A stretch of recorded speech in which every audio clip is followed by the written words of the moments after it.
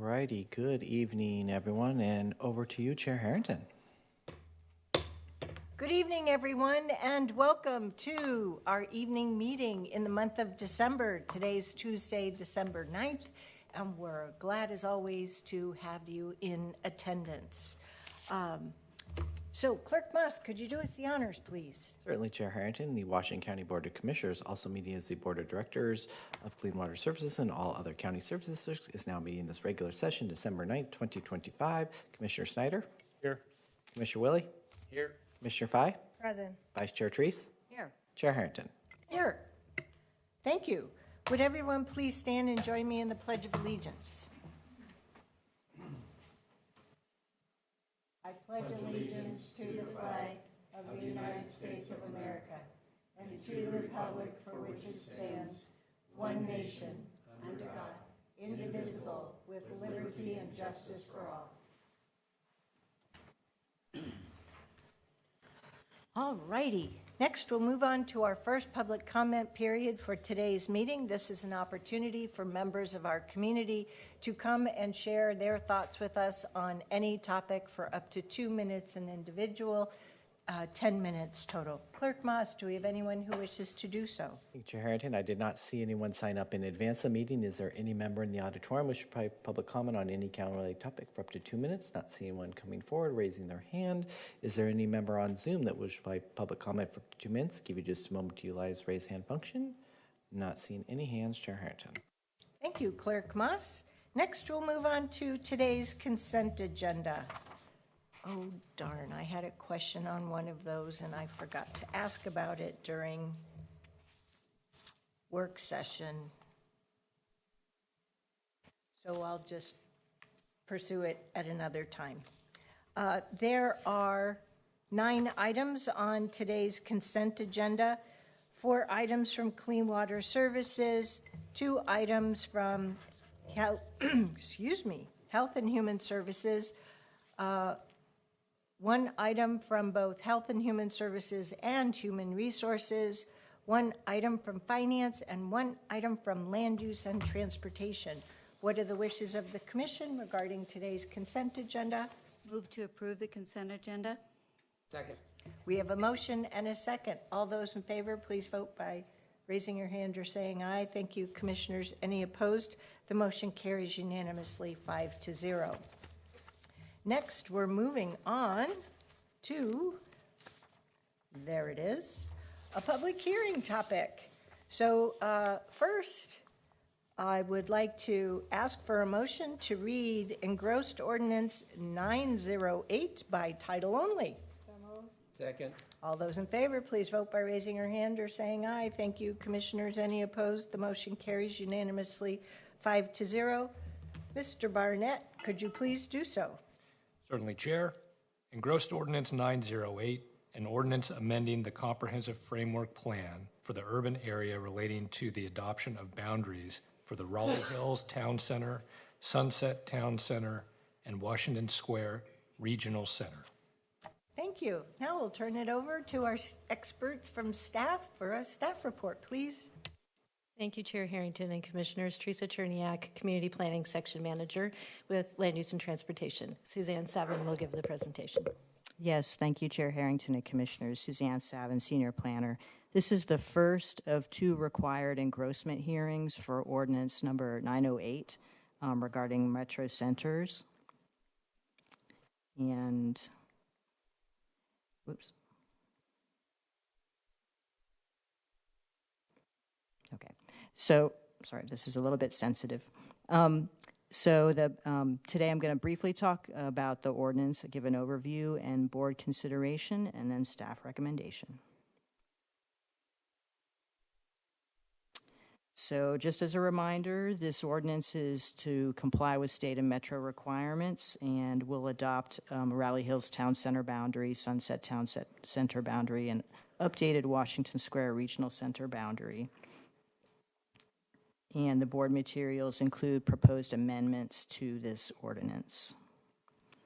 And just as a reminder that when the ordinance was filed, shortly after filing, Metro staff identified some issues with the filed regional center boundary map that's shown on the left-hand side.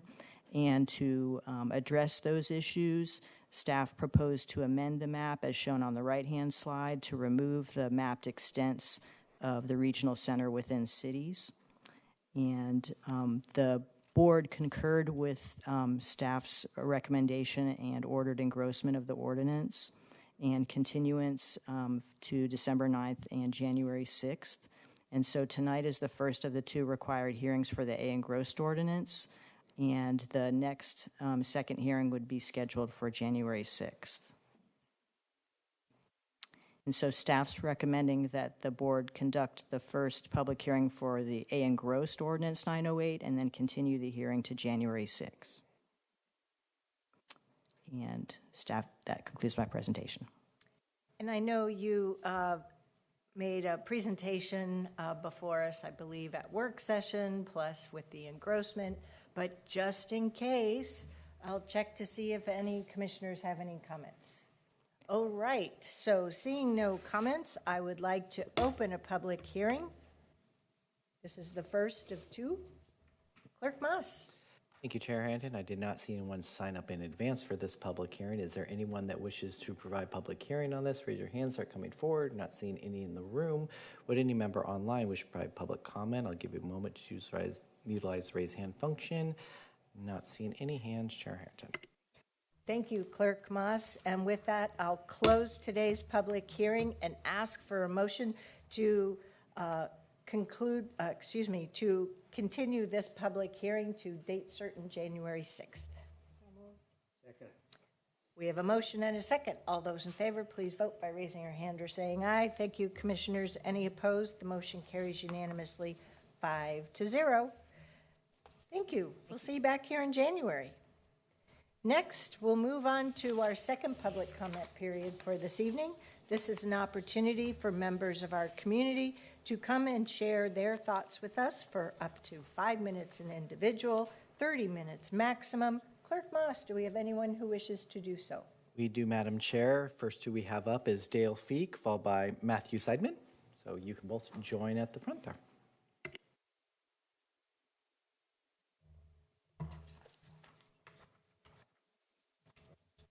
Go ahead, Mr. Feek.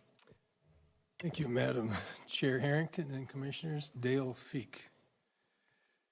I sent you 3 emails previously, and I kind of summarized them for you, what you have in front of you right now. And I just want to read a few. You can read along this time. Don't have to look at me. You can read along as I read, okay? It's your choice, okay? This was December 8th I sent this to you. In Timothy Snyder's book, and you know what I forgot to do? I apologize for that, but I'm just going to do something.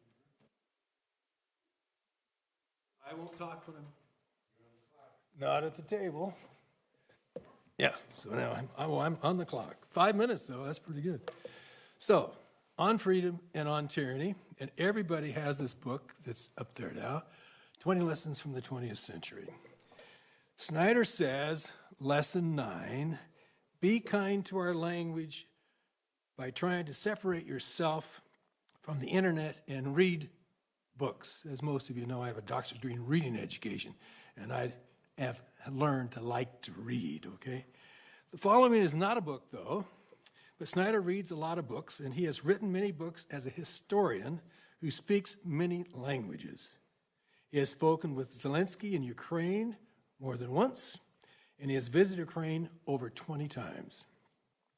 So I'm asking you, if you haven't already done so, to read the email I sent to you and attachment to learn more about what he says about President Trump and a likely next step, land war or self-terrorism. The attachment begins with, in certain ways, the autumn of 2025 in the United States is recalled the autumn of 1938 in Nazi Germany. The mass deportation of undocumented people was one of Hitler's largest coercive policies before the war. That fall, the German police and SS rounded up Jews who lacked German citizenship and dumped them on the Polish side of the German-Polish border.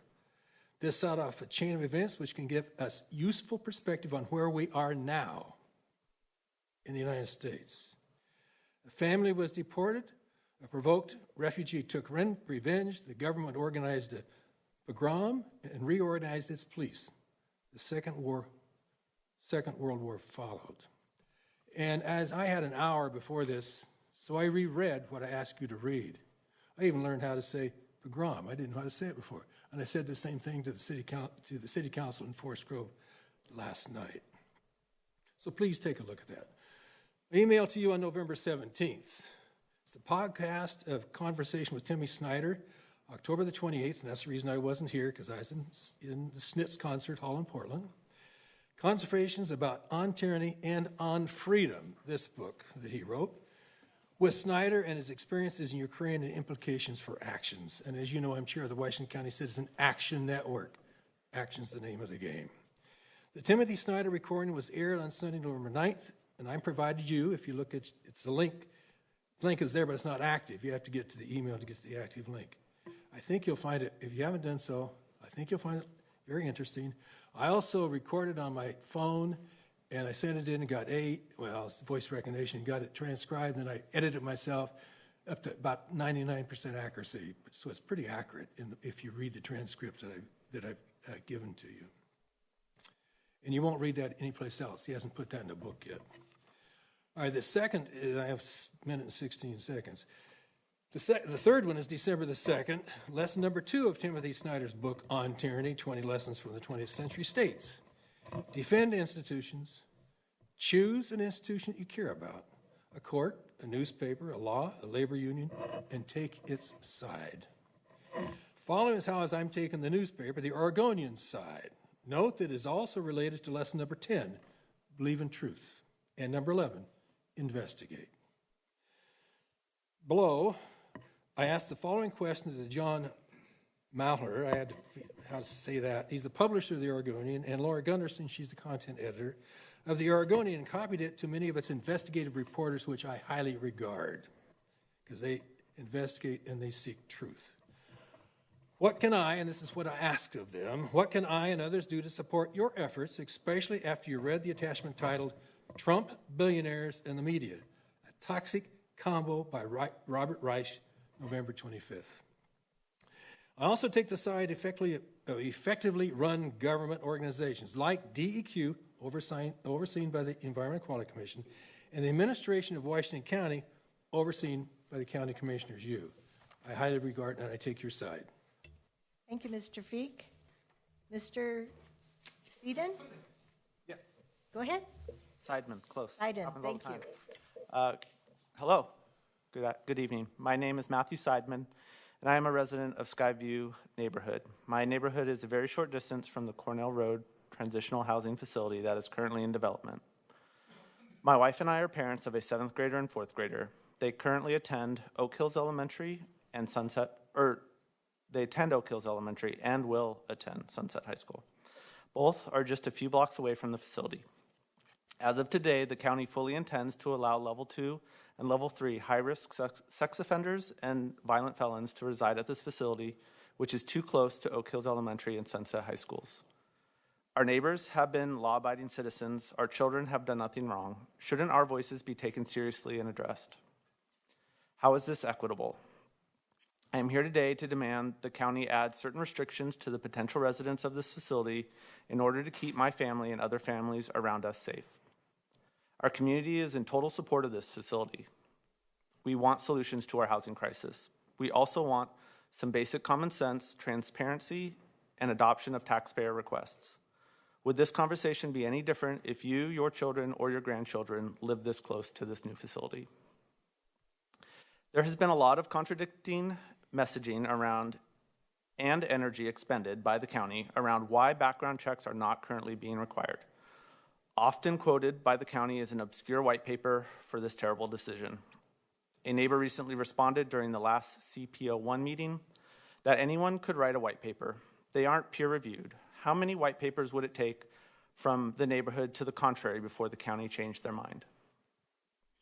Just because there is no Oregon administrative rule that requires background checks, there is also no rule that prohibits background checks. In frustration at the last CPO1 meeting, the same neighbor said, "This is common sense. Require background checks. Just do it." Everyone in this community feels this way. Proceeding without background checks is irresponsible and could open up the county, taxpayers, to liability if a resident were to offend in our community. Turning a blind eye to this issue when it is completely possible for the county to address it is morally wrong.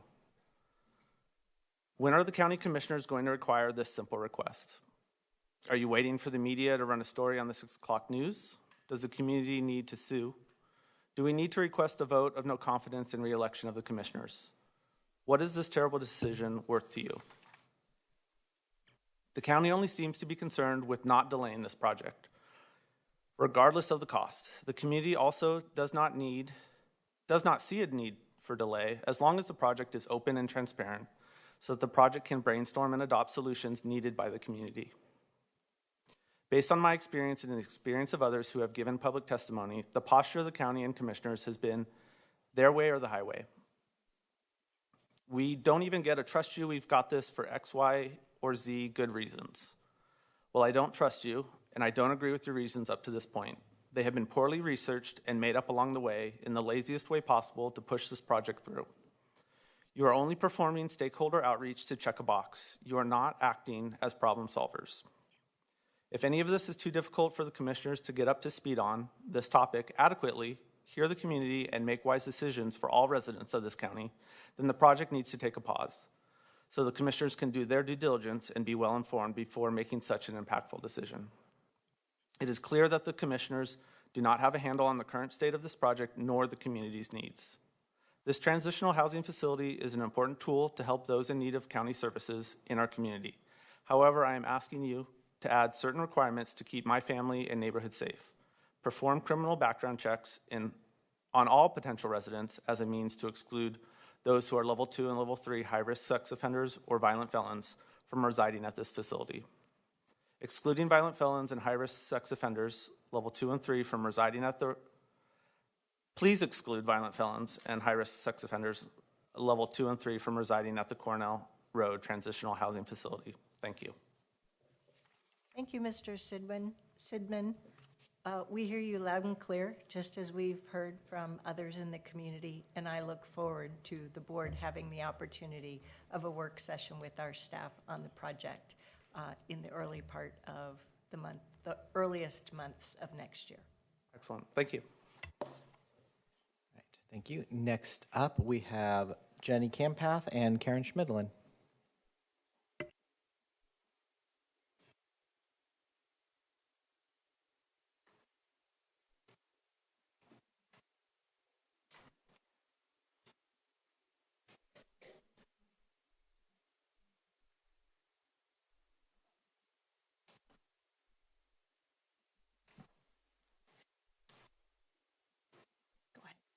I didn't catch the first name, so I can't call you out.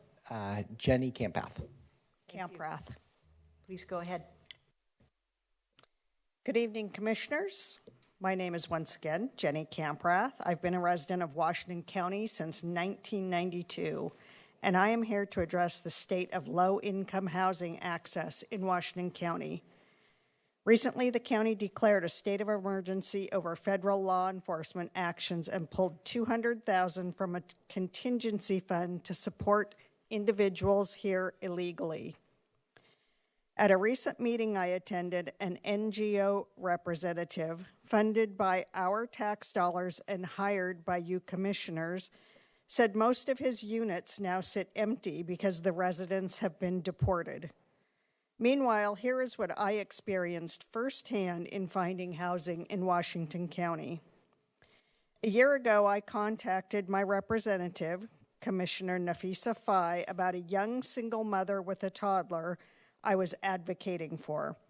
She had been listed as homeless in the DHS system for more than 2 years. Despite repeated attempts to be placed in low-income housing, she received no action and no housing options. Commissioner Fai's answer to my appeal for help was to have a staff member send me a link to 12 properties with long ago closed wait lists. No follow-up was ever given by the staff or the commissioner. This young woman is a tax-paying American citizen and Washington County resident. Yet she was effectively ignored while housing units were made available with no apparent wait list or limits to individuals who entered this country illegally, again, paid for by our tax dollars. Apparently, she is not a member of the protected class favored by Washington County, and she was told there was no room at the inn for her and her toddler. This blatant discriminatory misuse of Washington County tax dollars is shameful and unacceptable. It is the system you commissioners have put in place and obviously support. Does anyone need to wonder why this state refuses to turn over its SNAP records to the federal government? What is Oregon and Washington County hiding? What else are our tax dollars funding while our taxes and fees continue to rise and our services continue to be cut? I'm speaking tonight because I want this information on the record so the public can see how their tax dollars are being spent and who this county chooses to prioritize and who they ignore. Thank you. Thank you, Ms. Schmidlin, and I believe Clerk Moss has your contact information so we can have follow-up. Is that correct? Thank you. Oh, right, Jenny, Ms. Camprath, I'm sorry. I was looking at the wrong line on my paper. Go ahead, Ms. Schmidlin. Okay, good evening, Madam Chair and Commissioners. I am Karen Schmidlin, Washington County resident. Last week, we heard from the Washington County Auditor, and as part of her report, I noticed that the cybersecurity was one area that was reviewed. The report noted on one of the charts that the cybersecurity update that had been started in 2022 was at level 5 out of 10. Well, that just reminded me of the Sipple trial in September of 2022 here in Washington County. The trial was over a matter of the Washington County Elections Office accidentally giving some election data to Tim Sipple after having denied a portion of his request. Now, due to the 5-minute limit, I will focus on just one area, which is cybersecurity. One of the expert witnesses was Mark Cook, a nationally known cybersecurity and forensics expert. And to be clear, he was not a paid expert witness. I will be sharing just a few quotations from his testimony in the trial transcript. The questions were from the attorneys. Mark Cook, quote, "I have dissected a lot of these systems, and I've actually found that the certifications that have been done on these systems have missed a lot of things, and I think they've been incorrectly certified. I found a lot of vulnerabilities that should never exist in these systems that these certifications claim aren't there.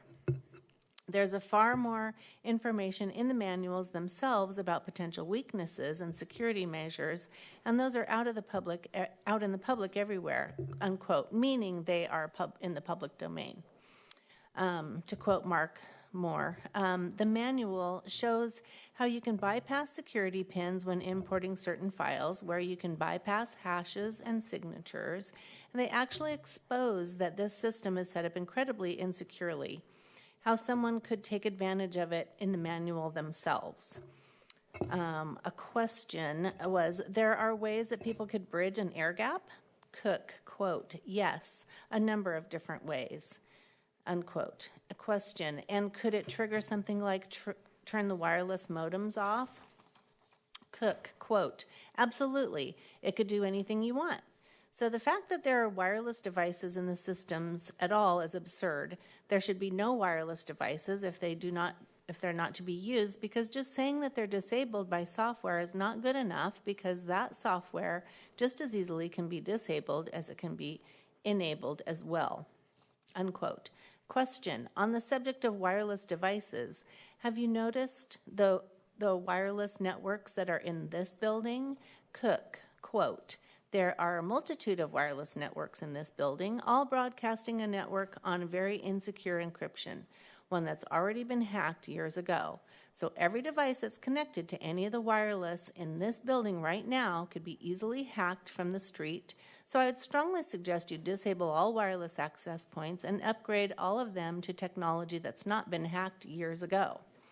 There are different levels of skill that bad actors have. There are some extremely sophisticated bad actors out there, and when you have a system that is a very high value target, like U.S. election systems, which I would say would be in the highest value target in the world, then you're going to have the most sophisticated of hackers out there looking to manipulate that system, and they will do it in a way that is so sophisticated that we can never see it.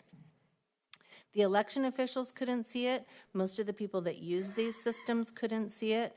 But the level of sophistication that can be used to manipulate them from the outside would be very easily give people a lot of false sense of security while being able to manipulate it in ways that are virtually undetectable. Unquote. So, commissioners, we have some very serious concerns about cybersecurity in Washington County. In the courthouse building, as well as in the one that we're in right now, and surely the elections office, when cybersecurity expert had concerns in 2022, and it looks like the system is still not fully updated, and we really don't know what number 5 means, I'm requesting that you follow up on this now before the next election. If you think that you'll get an honest answers about how truly secure our election system is from the people on the county payroll who are going to mainly cover their own backsides, such as the elections office and whoever's in charge of cybersecurity, I would think again. When 3 years ago, they were running on systems that had been hacked years before and were only on level 5 of upgrades, and the auditor herself is telling you that she doesn't have the staff to audit anything thoroughly, I don't think that there's any serious cybersecurity accountability within the county. Thank you for your attention to this matter. Clerk Moss, who's our 5th and final? Our next one is Jill Latreille. Jill?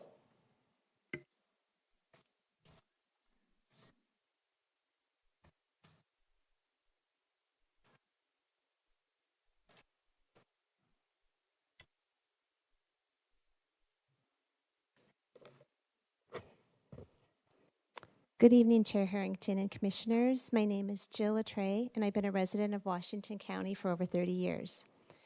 In an interview published by KHEU on August 18, 2025, Oregon Secretary of State Tobias Reed stated, "We have the most secure, fairest, most accurate elections in the entire country."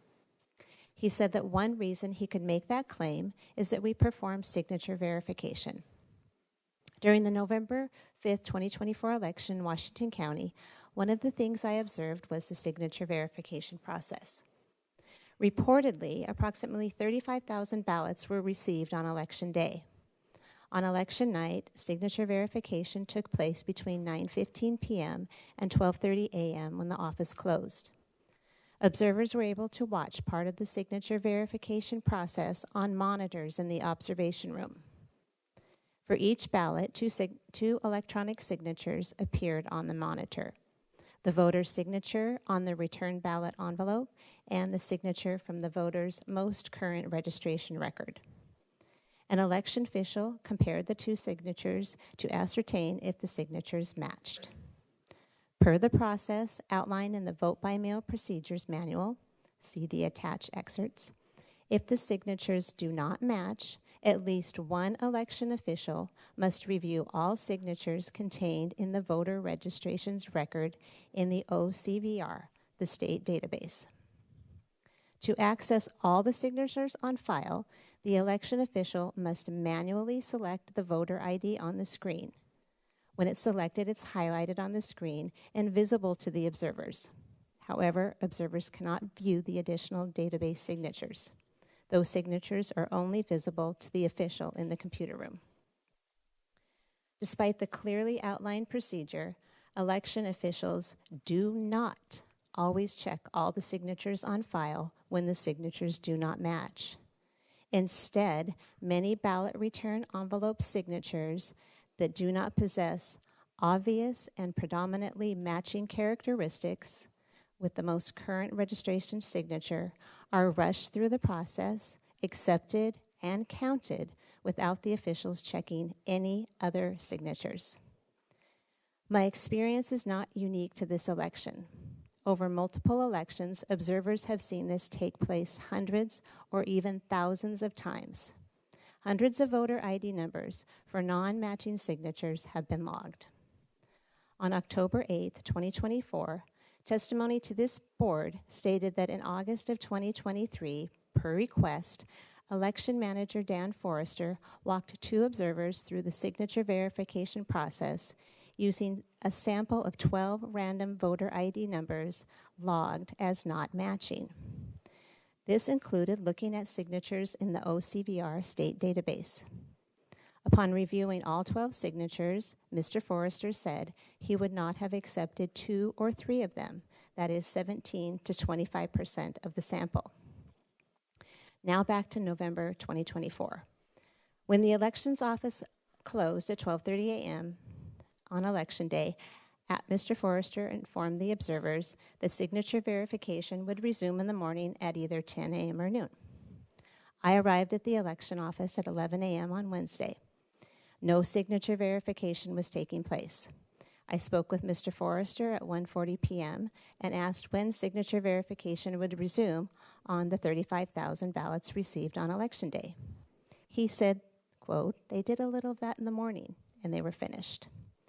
I was surprised that the process was completed by 11 a.m., especially if they began at 10 a.m. The process is time-consuming. During an election office tour on October 25, 2024, the election supervisor reported about 70% of signatures require manual signature verification. That means if there was one person doing the signature verifying, that the 24,500 signatures would have to be reviewed over the 3 1/4 hours on Tuesday night and the 1 hour Wednesday morning.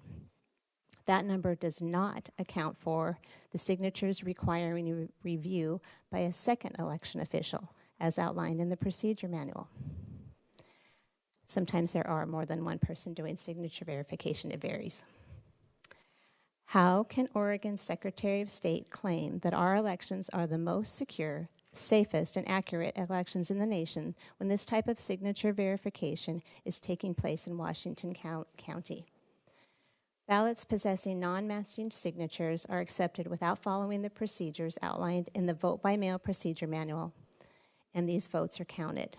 On a separate note, I'd like to further stress the Blue Crest online software program initially used to check the ballot envelope signatures was not secure. Observers noted the URL address bar read not secure. And I'm out of time. Thank you. Thank you, Ms. Schmidt. Thank you, Ms. Latre. Appreciate it.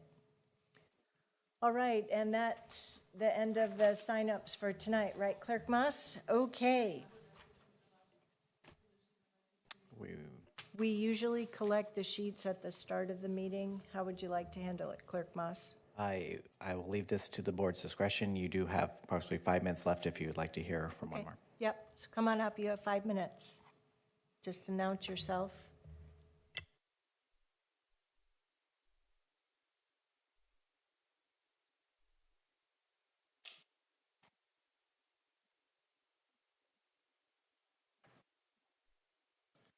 Thank you. I apologize for being tardy. Chair and councilors, commissioners, I'm here to talk on a different subject tonight related to your work session. This is Ms. Ayla Huffler. Oh, I'm sorry, Ayla Hoffler. I live in Banks, 50-year resident, Washington County. I'm the chair of CPO 14 in Banks. I'm here tonight as an individual because I'm concerned about what took place at the last work session of the commissioners regarding CPOs and the modernization of the program.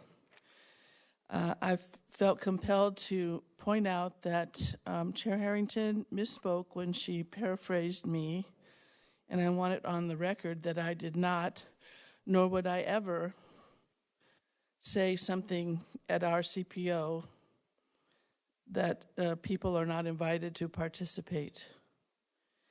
Anybody can come to our public meeting. That's in our charter.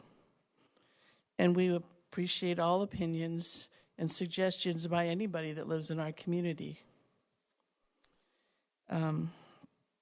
However, when it comes to voting on USA soil, because our focus can be land use issues and we take a vote, that requires you to be a citizen in my mind. And that is why CPOs were originally named citizen participation organizations.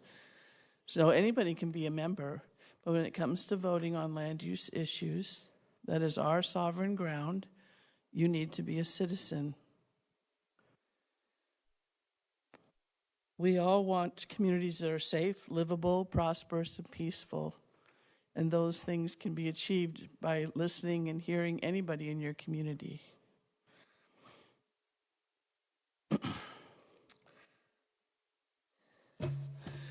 There were so many false presentations regarding the CPO program at the work session, I couldn't count. We will not succumb to just 4 CPOs in this county under the thumb of each commissioner. That's not the way it was structured. This modernization concept is way out of line. We are as unique as can be, and it was stated that we were all the same. We do not have all the same issues at all. We are cities and urban issues. We have other CPOs that are unincorporated, and we have CPOs like mine that are basically farm and forest. We are not overly repetitive in our programs. We have a great diversity of what we share and teach people in our communities, from emergency preparedness to wildlife fire safety to understanding water laws and regulations and explaining land use applications to our land use department. And they all are different in every CPO. We don't need to be stuck together so that we don't have individual voices anymore. And the dividing of the CCI from the CPOs is only manipulative to start appointing people that pass on a narrative of the county rather than the voice of the people. Our CCI people are voted by the CPOs, and we work as a group to let you know what concerns us and what we want to help the county do to make this a great county. So conquering and dividing is not going to work here.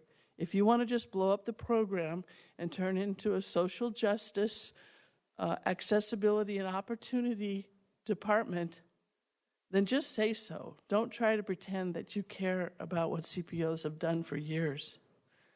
And you have 3 staff, full-time? How much does that cost to run another social justice program through the CPO paradigm and say that you're doing it with the concerns that CPOs have always had? You're totally wiping away our voice of how you develop our county. And so obviously we have a conflict of interest. I don't know the solution, but your modernization program is not it.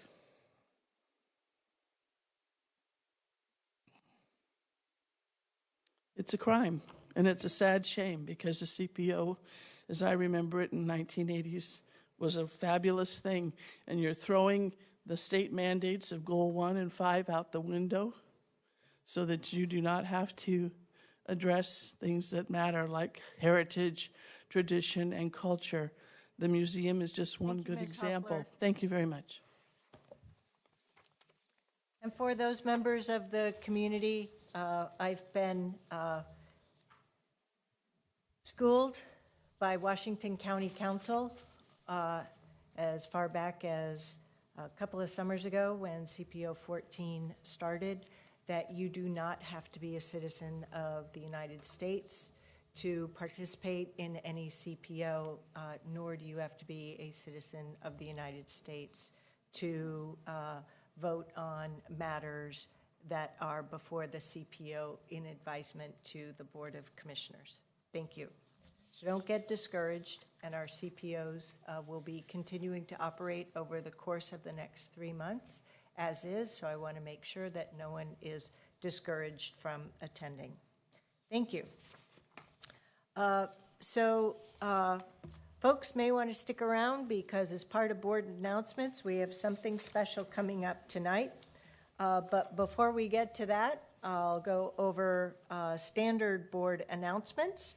Next Tuesday, December 16th, we have a work session that starts at 9.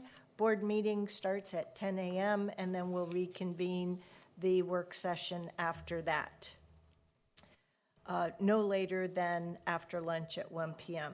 We're having a special meeting on Thursday, November 18th for a series of 3 different executive sessions. On Tuesday, December 23rd, we're holding no board meetings that week, so have a great week. That pertains to the second holiday week, New Year's week, so you've got 2 weeks of no board meetings coming up. Then we're into the new year, 2026. Boy, it came fast. Tuesday, January 6th, we'll start our work session at 9, pause that, convene as the Housing Authority Board of Directors starting at 10, and the board business meeting will start immediately following that meeting, and then we'll reconvene in work session later in the day. On Thursday, January 8th, we have our board roundtable meeting starting at 9 a.m., and that will be convening both as the Board of Commissioners and the Board of Clean Water Services. For the following Tuesdays in January, on Tuesday, January 13th, it'll be work session day only. On Tuesday, January 20th, which follows the Martin Luther King holiday of Monday, January 19th, so on Tuesday, January 20th, we'll have a work session that starts at 9. We'll pause that for the board meeting at 10 and then reconvene the work session after that. And then on Tuesday, January 27th, 2026, both of those should have read 2026, we'll have a work session that starts no later than 2 in the afternoon, may shift to 1 p.m., we'll see. And then board meeting starts at 6:30 p.m. just like tonight. And now for a special board announcement. Tonight we're going to honor some work of our wonderful county administrator, Tanya Angie. And as part of this, I would like to call Julia Novak up, and I want to acknowledge that Ms. Angie's family, her husband, Sean, her son, Ian, and Liam, sorry, clutch moments, I do it every time, and her daughter, Claire, are here in the audience tonight, and later on, if you'd like to say something, please join us. So Ms. Angie is a wonderful, exemplary county administrative officer. She joined Washington County over 5 years ago in August, the latter part of August 2020. And she came to us as an ICMA credentialed manager. ICMA is the International City and County and City Managers Association, and because of their scope, they go by ICMA. But I wanted to give the relevance that for any public agency, for any jurisdiction like ours, when you need to hire a city manager, or in our case, a county administrator, you are well served to hire someone who is credentialed by this association. So Ms. Angie, with our board's full backing, put in her nomination to serve as the president of ICMA, which is an incredible organization. And serving as the ICMA president is unique compared to other associations because essentially it's a 3-year assignment. You serve as the incoming president the first year, then you've got all the responsibility, which is big, and then you have a year as past president. Well, we just had the opportunity of sharing Ms. Angie with the whole wide world for her full year as president.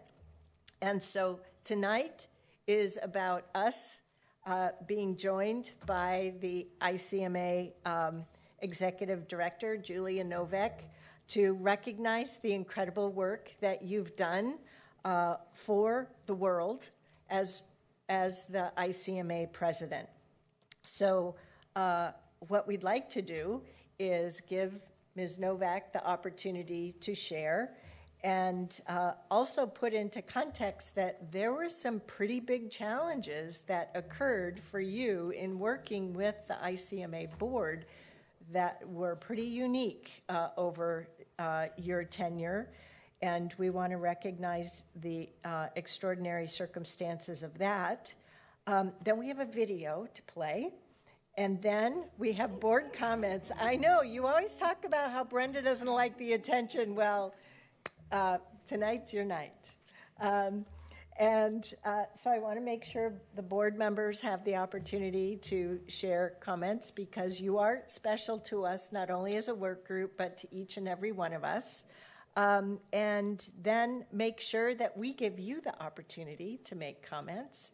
And then we have a memento, so to speak, to share with you. So we'll do the picture opportunity. Can I actually say something first before Julia speaks? No. Just for members of the public who may be watching this, I minimized my out-of-office travel, would take red eyes, would try working weekends, early mornings, so I was still fully present here as county administrator. Also, Washington County did not pay for those travel costs or food costs, so I just want that on the record because I actually like having other people recognize than myself, so this is not the most comfortable moment, so thank you. Well, so without further ado, take notes along the way so we know you're able to note what things you want to share as well. So, but thank you for making sure that we recognized right up front the personal time as well as financial sacrifices that you made so in this endeavor. So, Ms. Novak. Thank you, Chair. So appreciate the opportunity to come and definitely want to recognize Tanya Angie, and we will. I also want to say I'm here to thank you, and I'm here to thank the people of Washington County and Tanya's amazing team for supporting her and allowing her the opportunity to share her incredible leadership skills, as you said, with the world. Tanya came into ICMA, she was made for the time that she came to this organization, truly. Led it through some big transitions and huge challenges, and it has been a great joy of mine to work with her. And in all of that, as we've worked together, remembering that whatever we were dealing with at ICMA, Tanya was dealing with all of the things that you all have been through in the past year. And her team has been supporting her, and her family has been missing her. And we have all benefited. And so I really do want to thank the county and thank the community of Washington County. One Washington County, I love that so much and appreciate that you all have shared this talent. And know, I hope that you have something quite special in this particular county administrative officer. So with that, I would love to roll the video so we can properly thank you all. Quickly, could you remind us and our community at large how many members there are of ICMA? How did I forget to say 14,500 members around the world? Yes. It's huge. It is truly the leading association for professional local government around the world. Thank you.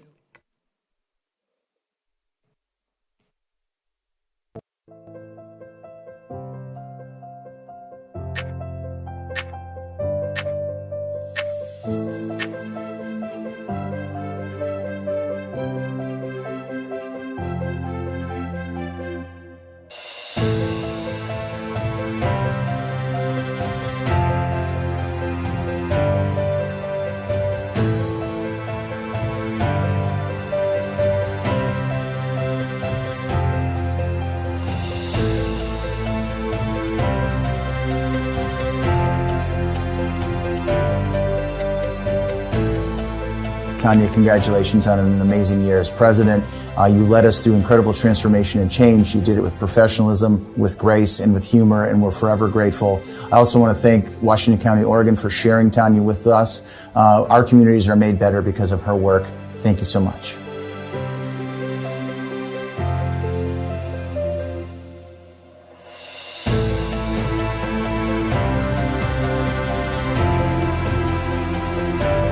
I am so incredibly fortunate to work for and with these amazing individuals who are delivering services each and every day. Hi, Tanya. We have so much about you to be thankful for. Your time as ICMA president has been nothing short of phenomenal. Because of your board leadership and focus on outcomes, ICMA is on a stronger, healthier course to be the organization the world needs right now. I am lucky to call you both my professional hero and my friend. Cheers to early morning walks, frantic phone calls in the car, late night emails, and remembering that it is a great idea to question the way we have always done things. Thank you for your service to our profession.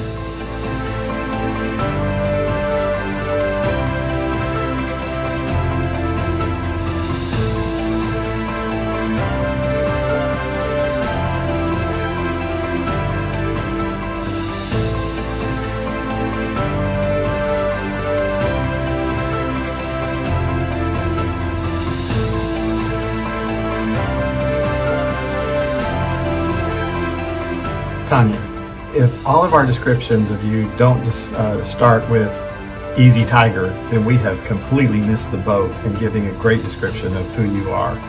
This past year, you led with members first in all of our discussions and making sure that what we were doing was best for our members. The last thing I would say is that you were extremely disciplined in getting us to a point where we were making decisions.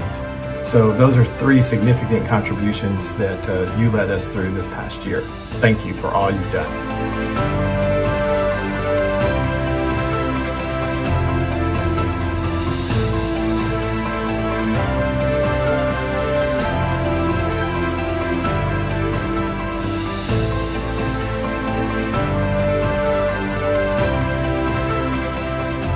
This board is 100% committed to lifting up the messages that this is a noble profession and our members matter.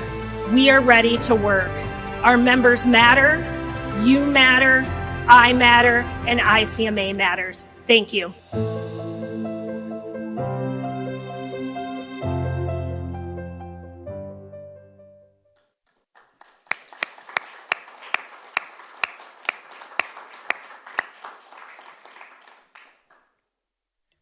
So before we turn the mic over to Ms. Angie, board members, what would you like to note? Anything? I'll go first. Tanya's family, Julia, thank you so much for this gift to us.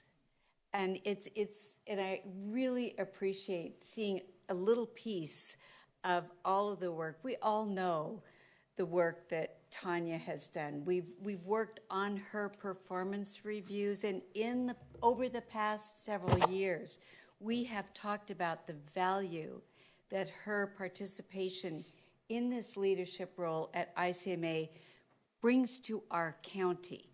So I want you to take back the fact that we realize the advantages that this has brought to us in so many ways.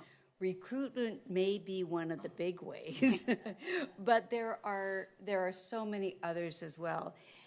I'm emotional about this because personally, my relationship with Tanya is I respect her so much, and it's a joy to see the respect that others share as well. So thank you for being here, and Tanya, easy tiger, huh? Yeah, we'll have to talk about that one. Thank you. Other commissioners? Go ahead, Commissioner Sawyer. I didn't have anything to do with setting up your participation as president, but from the moment I met you, it was pretty obvious why you were in the leadership role that you were with ICMA, and the time that you've given me and the wise counsel that you've given me in my first year as a commissioner is commendable, especially given that you were serving as the ICMA president during that time. So thank you, and really love you as a thought partner.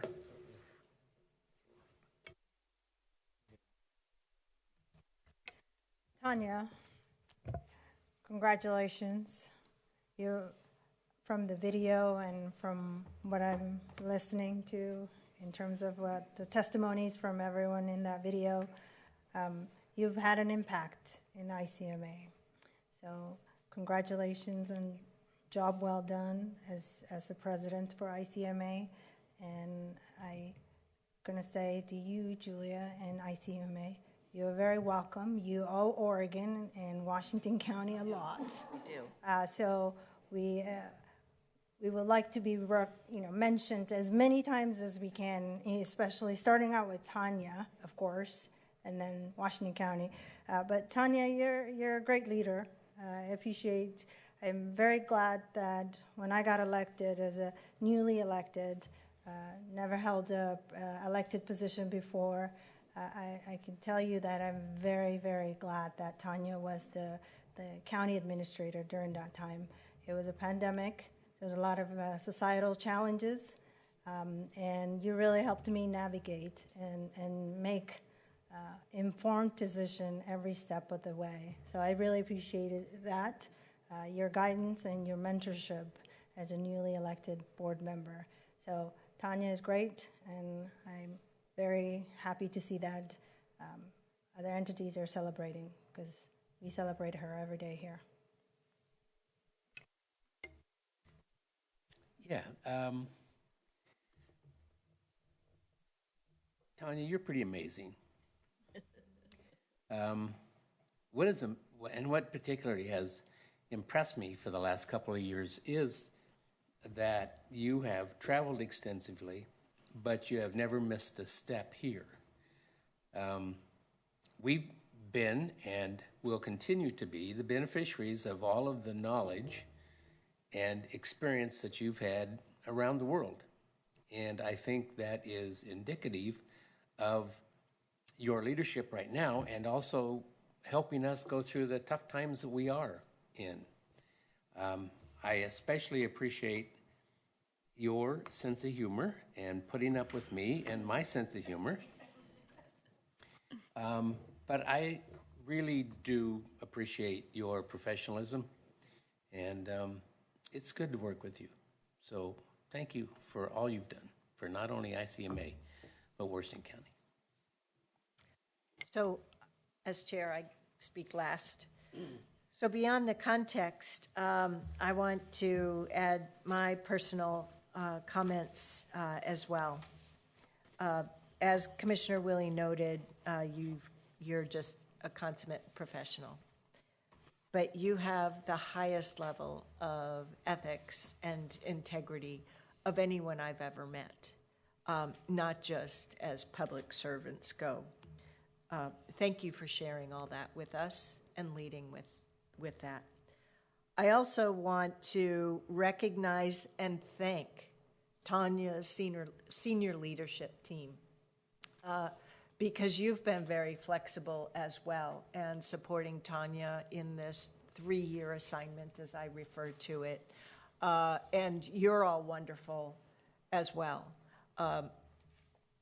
This board continues to have full confidence in your management team, and we probably don't say that enough. But I know we lean into every hard opportunity and hard decision out there. Lastly, I want to say, Tanya, I have a request. Please don't stop participating in ICMA. You know, you were on the board when you were at Boulder, and you went through the programs, and many continue to enjoy your professional experience, but also your personal friendship.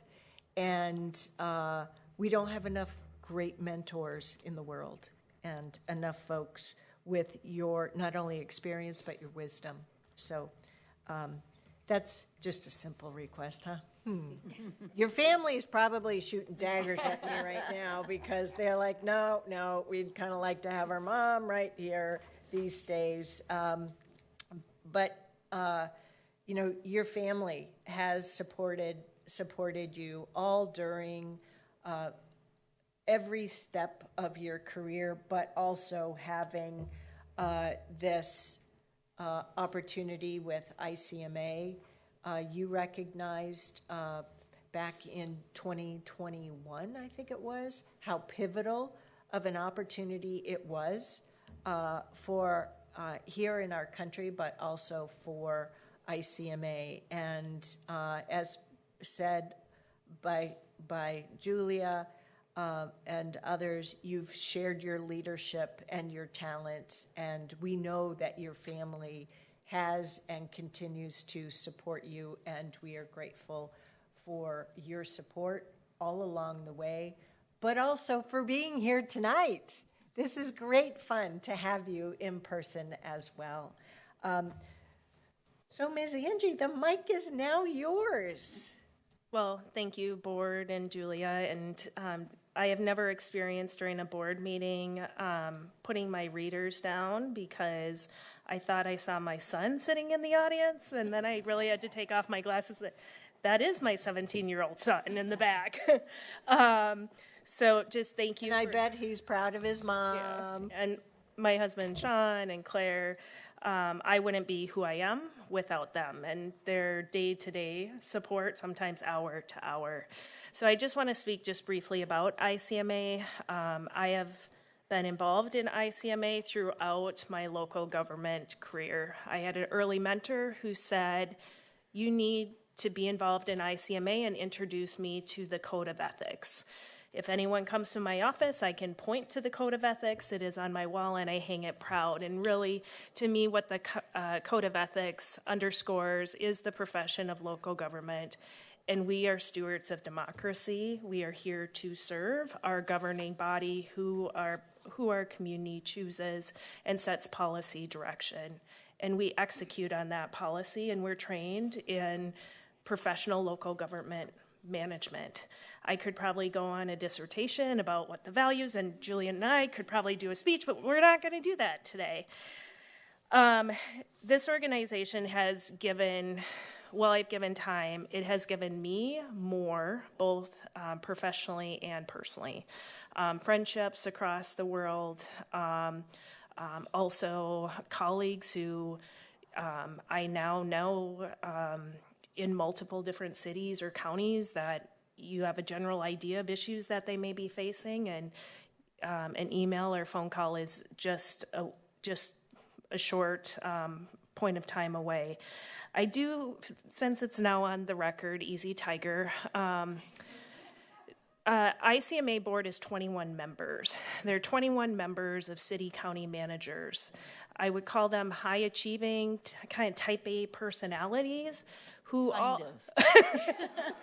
of a sudden come into a space and really are faced with becoming a governing body of an organization that they are sitting in a manager seat and usually working for. And many of these people are used to making the decision. So to have 21 members come together and achieve what we have done over this year as a board, all working together, is just something that I just hold close to my heart. I have had to say Easy Tiger to some of the board members, and so that it has become a humorous phrase that we can hold each other, held each other accountable for our behaviors, but like, Easy Tiger, slow down, maybe listen to some others before you get to judgment. But one of the accomplishments, hiring Julia Novak and a 21-member board having a unanimous decision, was really a huge accomplishment. A unanimous decision for, in essence, similar to what we do here in local government, redistricting for elections, that it was redistricting for ICMA, which had not occurred for 30 years because it was just hard and it had conflict. So I think that's one of the things that I take away, and I'm able to carry here too, is just that continued how we work together. And I truly believe, whether it's here at Washington County, working with our community, we are better together, and ICMA is better together as a profession too. So thank you.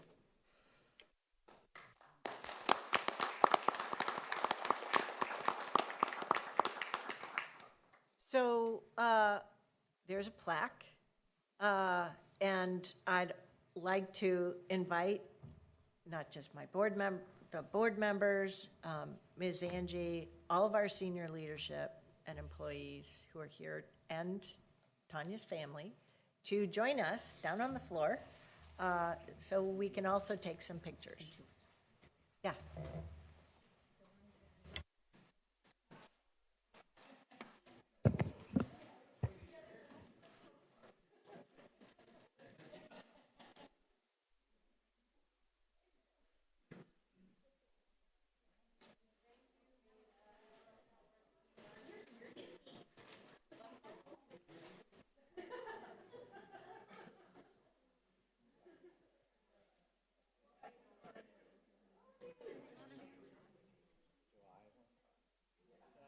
I'll balance on this guy. Okay, all right.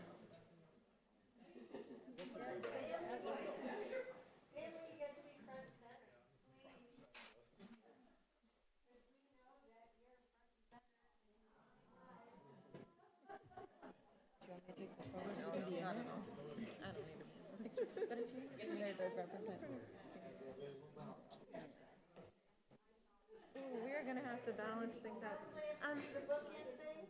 Erin, could I have you come on this side, please? I mean, yes, I will.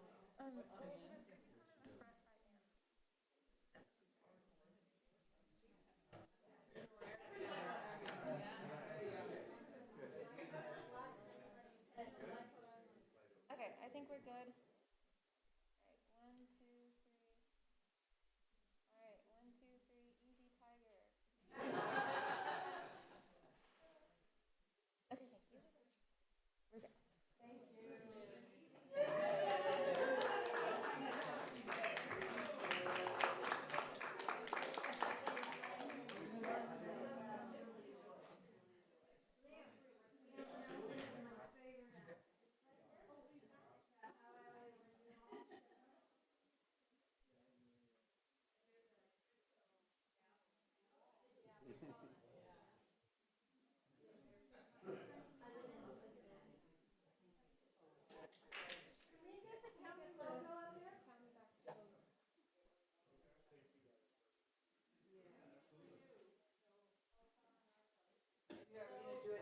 Wait, do you want to take a picture with your mom? Just the family?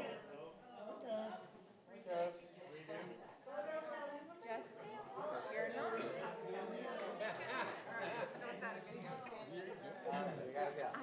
Are they good? Oh, just that. Oh, no, just the family. One second. 1, 2, 3.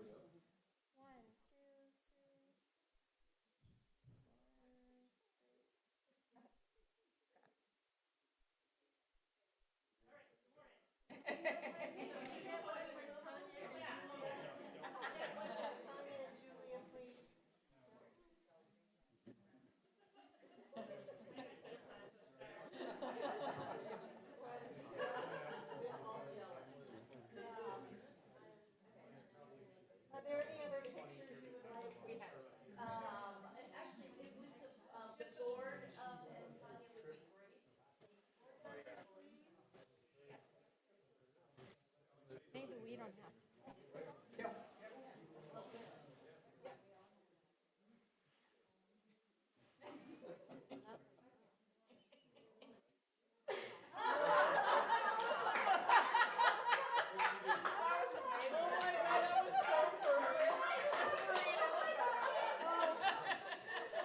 going to be the best picture.